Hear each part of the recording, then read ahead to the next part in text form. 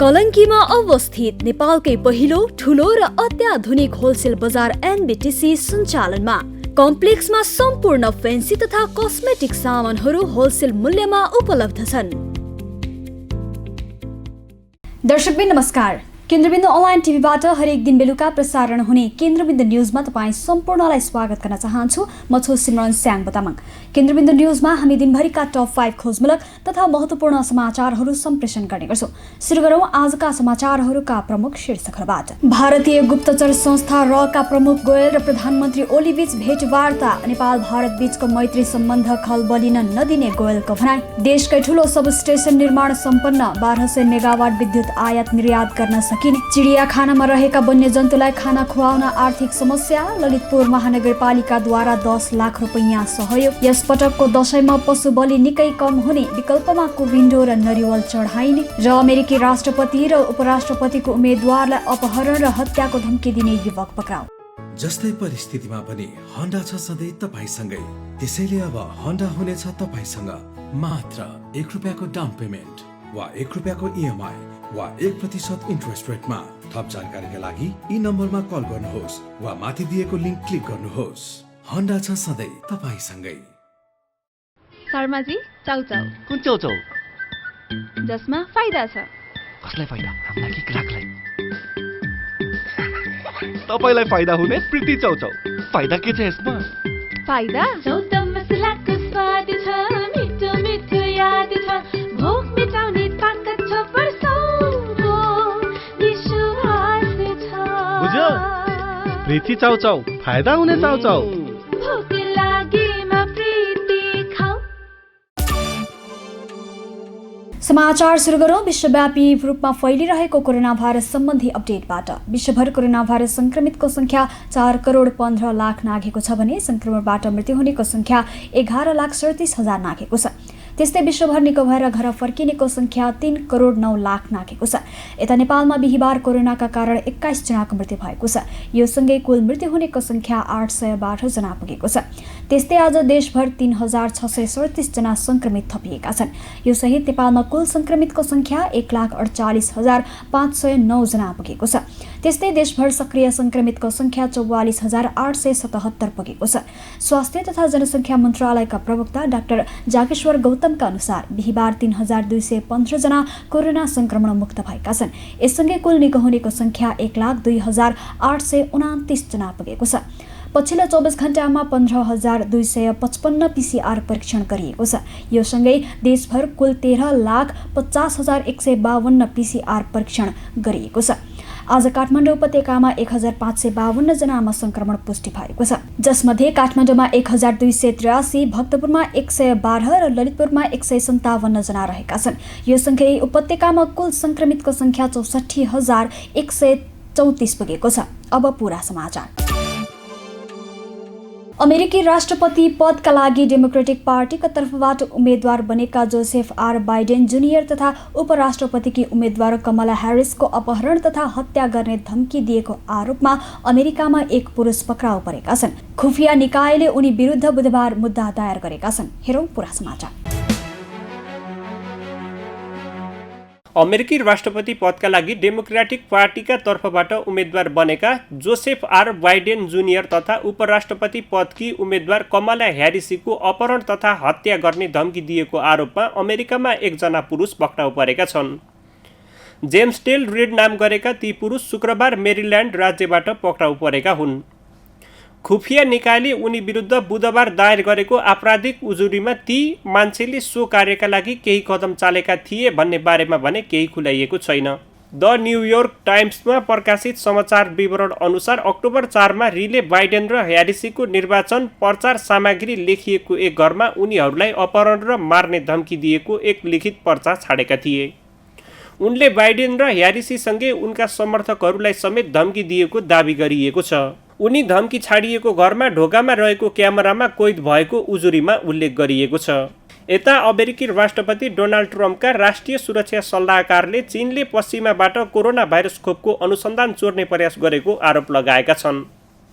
उनले चीनलाई घातक प्रतिद्वन्द्वीका रूपमा प्रस्तुत गर्दै 21औं शताब्दीका हरेक महत्त्वपूर्ण उद्योगमा चीनले आफ्नो एकाधिकार स्थापित गर्न खोजेको आरोप लगाएका हुन्। राष्ट्रपति ट्रम्पका लागि चीन अमेरिकाको सबैभन्दा ठूलो प्रतिस्पर्धी हो उनले भनेका छन्। उनले चिनिया कम्युनिस्ट पार्टी सीसीपीले व्यापारको फाइदा उठाएको र कोरोना महामारीका बारेमा बेलैमा विश्वलाई सचेत नगराएको समेत आरोप लगाउँदै आएका छन्। साथै कयौं पटक आफ्ना भाषणहरूमा कोरोना भाइरसलाई उनले चिनिया भाइरस समेत भन्ने गरेका छन्।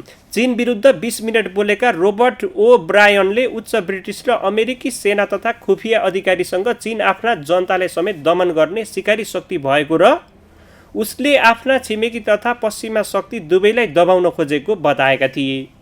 सीसीपीले सबै ठाउँ र क्षेत्रमा प्रभुत्व जमाउन खोजिरहेको भन्दै उनले 21औं शताब्दीमा महत्त्वपूर्ण हुने सबै उद्योगमा एकाधिकार जनाउन चाहेको बताए।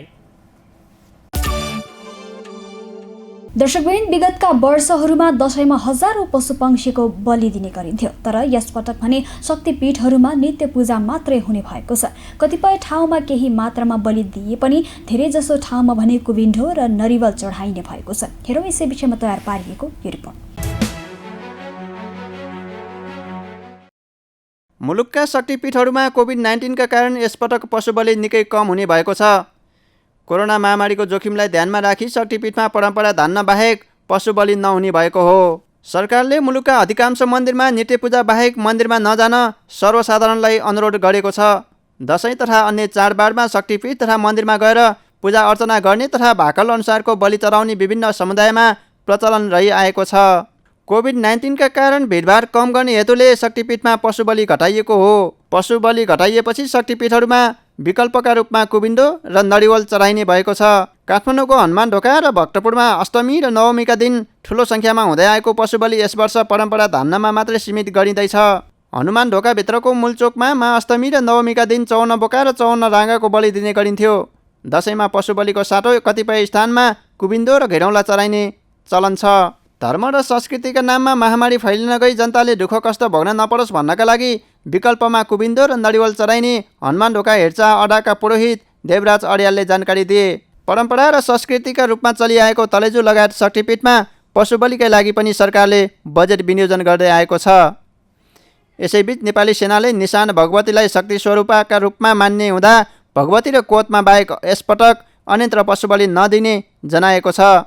त्यस्ता शक्तिपीठ र अन्य स्थानमा पशु बलिको सट्टा नरिवल र कुबिन्डो चढाउने व्यवस्था गर्न लागि सैनिक प्रवक्ता सन्तोष बल्लभ पौडेलले बताए। बडा दशैंका अवसरमा आफ्ना घरमा स्थापना गरिएका नवदुर्गा स्थलका अतिरिक्त मुलुकका ठुला शक्तिपीठ भद्रकाली, रक्तकाली, दक्षिणकाली, मनोकामना, बागलुङ कालिका लगायत मन्दिर परिसरमा ठूलो सङ्ख्यामा खसी, बोका, राँगा, हाँस, परेवा तथा कुखुराको बलि दिने परम्परा छ। ललितपुरको जावलाखेल स्थित सदर चिडियाखानामा रहेका वन्यजन्तुलाई खाना खुवाउन समस्या परेको छ। कोभिड संक्रमणका कारण चिडियाखानाको आम्दानीको स्रोत बन्द भएपछि आर्थिक समस्या परेको हो। चिडियाखानालाई आज ललितपुर महानगरपालिकाले 10 लाख रुपैयाँ आर्थिक सहयोग गरेको छ। हेरौँ पुरा समाचार। ललितपुरको जावलाखेल स्थित सदर चिडियाखानालाई ललितपुर महानगरपालिकाले आर्थिक सहयोग गरेको छ। आर्थिक अभावका कारण चिडियाखानामा रहेका वन्यजन्तुलाई खाना खुवाउन समस्या भएपछि महानगरपालिकाले 10 लाख रुपैयाँ आर्थिक सहयोग गरेको हो। बिहिबार महानगरपालिकाका प्रमुख मेयर चिरीबाबु महर्जनले चिडियाखानाका आयोजना अधिकृत डाक्टर चिरञ्जीवी पोखरेललाई सहयोग बापतको चेक हस्तान्तरण गरेका हुन्। हस्तान्तरण कार्यक्रममा बोल्दै मेयर महर्जनले कोभिड संक्रमणका कारण चिडियाखानाको आम्दानीको स्रोत बन्द भएकाले आर्थिक समस्या परेको अवस्थामा सहयोग पुर्याउने उद्देश्यले रकम उपलब्ध गरेको बताए। ललितपुर महानगरपालिकाको तर्फबाट एउटा टोकन मनीको रूपमा हामीले उहाँहरूलाई सेन्ट्रल जूलाई चाहिँ 10 लाख रुपियाँको चाहिँ सहयोग प्रदान गरेका छौँ। हुन त यत्रो ठुलो यो प्रोजेक्टमा त्यो 10 लाख रुपियाँ भनेको चाहिँ वास्तवमै केही पनि होइन, तरै पनि यसले चाहिँ अलिकति इन्करेज होस् र अन्य सङ्घ संस्थाहरूले पनि यसमा चाहिँ सहयोगको निमित्त उहाँहरूले पनि मुठी खोलोस् भन्ने चाहिँ एउटा हिसाब किताबले चाहिँ यसको व्यवस्थापन गर्यौँ। सदर चिडियाखानाका आयोजक अधिकृत डाक्टर पोखरेलले कोभिड संक्रमणको जोखिमका कारण चिडियाखाना बन्द रहँदा आम्दानी ठप्प रहेको बताए। चिडियाखानामा वार्षिक 15 करोड रुपैयाँ भन्दा बढी खर्च हुने गर्छ भने चिडियाखानाभित्र रहेका वन्यजन्तुको खानपिनका लागि मात्र करिब 3 देखि 4 करोड रुपैयाँ खर्च हुने गर्दछ। चिडियाखानामा 110 प्रजातिका 1068 वन्यजन्तु रहेका छन्। पहिले रेस्क्युबाट आउने हुन्छन् हैन, महिनामा फरक हुन सक्छ। तर सरदरमा हामीले वार्षिकै हेर्ने हो भने झन्डै 3 देखि 4 करोड जति हाम्रो खानपिनमा चाहिँ जनावरको खानपिनमा जान्छ। त्यो उपचारको पनि केही त्यसमा पनि हिस्सा जोडिएको हुन्छ। र अहिले जूमा चाहिँ विशेष गरी आम्दानी भनेको दर्शकहरू भिजिटर्सहरूबाटै भएको हुनाले अहिले भिजिटर नआउनु भएको हुनाले यो चाहिँ नि समस्या आएको कुरो त्यसरी हो। समस्या नै छ भन्नु पर्यो अहिलेलाई। तर हामी जनातना चलिरहेछौँ, त्यसरी चाहिँ चलेको अवस्था। मैले अहिले चाहिँ यहाँ कर्मचारी झन्डै 74 जना सबैजना कर्मचारीहरू गरेर 74 जना। आर्थिक अभावका कारण चिडियाखानाका कर्मचारीले आधा महिनाको तलब लिएर काम गरिरहेको पनि डाक्टर पोखरेलले बताएका छन्। वित्तीय हिसाबले ऋणात्मक अवस्थामा पुगेको चिडियाखाना सरकारको सम्पत्ति हो। विगत 20 वर्षदेखि चिडियाखाना आफ्नै आम्दानीबाट सञ्चालन हुँदै आएको छ। अहिले कोभिड-19 का कारण पूर्ण रूपमा बन्द गर्नुपर्दा आम्दानी शून्य भएको छ। देशको हालसम्मकै सबैभन्दा ठूलो सबस्टेशनका रूपमा परिचित ढल्केबर सबस्टेशनको काम सम्पन्न भएको छ। उक्त सबस्टेशन नेपालको विद्युत क्षेत्रका लागि एउटा महत्त्वपूर्ण कोसे ढुङ्गाको रूपमा साबित भएको छ। नेपालको पहिलो ठूलो र ग्यास इन्सुलेटेड सबस्टेशन निर्माणमा नेपाल विद्युत प्राधिकरणले सफलता हासिल गरेको छ। हेरौँ पुरा समाचार। देशकै हालसम्मकै सबैभन्दा ठूलो सबस्टेशनका रूपमा परिचित ढल्केबर सबस्टेशन नो लोडमा चार्ज भएको छ। कुल 400 केभी क्षमताको सो सबस्टेशन बुधबार साँझदेखि नो लोडमा चार्ज भएको हो। नेपाल सरकारको लगानी, प्राधिकरणका इन्जिनियरको डिजाइन, प्राधिकरणकै स्वामित्वमा रहेको NEA इन्जिनियरिङ कम्पनीको परामर्शमा सो आयोजना सम्पन्न भएको छ। प्राधिकरणका पूर्व कार्यकारी निर्देशक कुलमान घिसिङले देशकै सबैभन्दा ठूलो सबस्टेशन सम्पन्न भएकामा बधाई दिँदै महत्त्वपूर्ण सफलता हासिल भएको बताएका छन्। प्राधिकरणका अनुसार सो सबस्टेशनको क्षमता 945 MVA रहेको छ। आर्थिक वर्ष 2074-75 मा बोलपत्र प्रक्रिया सुरु गरी करिब 2.5 वर्षमा सो आयोजना सम्पन्न भएको हो। उच्च क्षमताको high voltage testing machine Kerung नाकाबाट करिब 3 महिनासम्म छुटाउन नसक्दा समयमा चार्ज हुन सकेको थिएन। नेपाल भारत बीचको विद्युत आदान प्रदानका लागि ढल्केबर मुजफ्फरपुर 400 केभी क्षमताको अन्तर्देशीय प्रसारण लाइन यस अघि नै निर्माण सम्पन्न भएको थियो। सोही प्रसारण लाइनका कारण नेपाललाई आवश्यक पर्ने विद्युत जुनसुकै बेला पनि सहजै रूपमा आयात गर्न सम्भव भएको छ। प्रसारण लाइन 400 केभी क्षमताको भए पनि सबस्टेशन कम क्षमताको भएकोले गर्दा सुरुवाती चरणमा 132 केभी क्षमतामा मात्रै प्रसारण लाइन चार्ज गरिएको थियो। त्यस्तै आर्थिक वर्ष 2075-76 मा मात्रै 200 केभी क्षमतामा चार्ज गरिएको थियो। नयाँ सबस्टेशन निर्माण सम्पन्न भएपछि प्रसारण लाइनकै क्षमतामा सञ्चालनमा ल्याउन सकिने प्राधिकरणको भनाइ छ। सो प्रसारण लाइन तथा सबस्टेशनबाट कुल 1200 मेगावाट विद्युत आयात निर्यात गर्न सकिने भएको छ। प्राधिकरणका पूर्व कार्यकारी निर्देशक घिसिङका अनुसार उक्त प्रसारण लाइन र सबस्टेशनको क्षमता 1200 मेगावाट बराबरको भए पनि तत्कालका लागि 850 मेगावाट मात्रै आयात निर्यात हुन सक्छ। नेपालभित्रको पूर्व पश्चिम प्रसारण लाइन 400 केभीमा चार्ज भएपछि मात्र सो लाइनबाट पनि 1200 मेगावाट विद्युत आदान प्रदान गर्न सकिन्छ। दर्शकवृन्द, अब आजको टप 1 न्युजको पालो। भारतीय गुप्तचर संस्था रिसर्च एन्ड एनालाइसिस विङ रका प्रमुख सामन्त कुमार गोयलले प्रधानमन्त्री एवं नेकपाका अध्यक्ष केपी शर्मा ओलीसँग भेटवार्ता गरेका छन्। सुटुक्का काठमाडौँ आएका गोयल र प्रधानमन्त्री ओली बीचको भेटघाटलाई अर्थपूर्ण रूपमा हेरिएको छ। प्रस्तुत छ यो विशेष समाचार। भारतीय गुप्तचर संस्था रिसर्च एन्ड एनालाइसिस विङ रका प्रमुख सामन्त कुमार गोयलले प्रधानमन्त्री एवं नेकपाका अध्यक्ष केपी शर्मा ओलीसँग भेटवार्ता गरेका छन्। प्रधानमन्त्रीका प्रेस सल्लाहकार सूर्य थापाका अनुसार गोयलले बुधबार बेलुका प्रधानमन्त्रीको सरकारी निवास बालुवाडारमा प्रधानमन्त्री ओलीसँग भेटवार्ता गरेका हुन्। भेटका क्रममा नेपाल भारत बीचको मैत्री सम्बन्ध खलबलिन नदिने, समस्याहरूको वार्ताद्वारा समाधान गर्ने र पारस्परिक सहयोगलाई निरन्तरता दिने विषयमा आफ्नो धारणा राखेको थापाको भनाइ छ।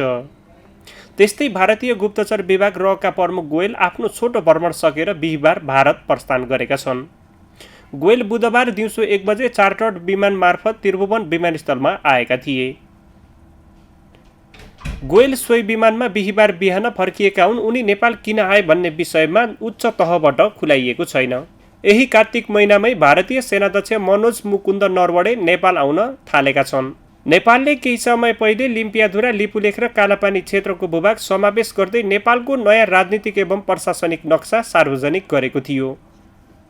लामो समयदेखि भारतीय पक्षको कब्जामा रहेको नक्सा सार्वजनिक भएपछि भारतीय सेनाध्यक्ष नरवणेले चिनिया पक्षको उक्साहटमा नेपालले नयाँ नक्सा जारी गरेको अभिव्यक्ति दिएका थिए। उनको उक्त अभिव्यक्ति सार्वजनिक भएसँगै नेपालमा चर्को आलोचना गरिएको थियो। त्यसैले उनी नेपाल भ्रमणमा आउनु अघि गोयलले नेपालको अवस्था बुझ्न भ्रमण गरेको हुन सक्ने यति बेला आकलन गरिएको छ। गोयलको भ्रमणका सम्बन्धमा नेपाली सुरक्षा संयन्त्रलाई समेत कुनै जानकारी दिइएको छैन। परराष्ट्र मन्त्रालयले पनि गोयलको भ्रमणबारे अहिलेसम्म केही बोलिसकेको छैन। तर परराष्ट्रले नै कूटनीतिक अनुमति दिएपछि कूटनीतिक उडानका लागि नेपाल उड्डयन प्राधिकरणलाई पत्र लेखिएको थियो। सोही पत्रका आधारमा नेपाल उड्डयन प्राधिकरणले उनी आउने वातावरण मिलाएको हो। दुई देशबीचको सीमा विवादमा नेपालले नयाँ नक्सा जारी गरेपछि भारतीय पक्षबाट कुनै उच्च भ्रमण भएको थिएन। गोयल यसअघि पनि सन् 2019 को जुलाईमा नेपाल आएका थिए। त्यसबेला उनले उच्च स्तरीय भेटवार्ता गरेका थिए। उनको यसपालिको भ्रमणबारे भारत र नेपाल दुवै पक्षले गोप्य राखेको छ। भारतीय दूतावासले गोयल नेपाल भ्रमणमा आएको बारेमा अहिलेसम्म केही उल्लेख गरिसकेको छैन। यता गोयलले नेकपाका अध्यक्ष पुष्पकमल दाहाल प्रचण्ड र वरिष्ठ नेता माधव कुमार नेपाललाई भेटेको भन्ने समाचार गलत भएको सचिवालयले जनाएको छ। यतिन्जेल केन्द्रबिन्दु न्युज हेरेर साथ दिनुभएकोमा तपाईँ सम्पूर्णलाई धेरै धेरै धन्यवाद। भोलि पुनः यही समयमा आउने बाचा गर्दै छुटिन चाहन्छौँ। नमस्ते। केन्द्रबिन्दु न्युज हेर्दै गर्नुहोला।